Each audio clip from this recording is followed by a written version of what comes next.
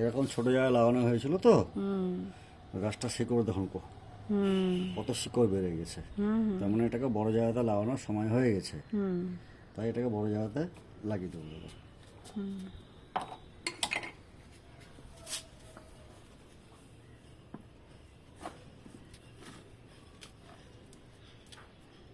মাটিটা ওইভাবে তৈরি হয়েছে মাটিটা ওইভাবে তৈরি করে রাখা হয়েছে আগে থেকে।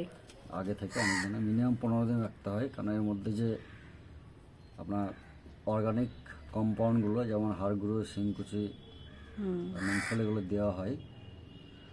ওগুলো জলের সংস্পর্শে এলে ওরা পচন শুরু করে, প্রচণ্ড হিট তৈরি হয়। এবার ওতে এটা চারাটা পুঁতে দেবে। চাটা পুঁতে দিলাম, চাটা পুঁতে দিলাম, সুন্দর করে হয়ে গেল। এটাতে কমপ্লিট। এতে খুব বেশি এখন জল দেওয়া যাবে না। কতদিন পর জল দিবে? এখনই জল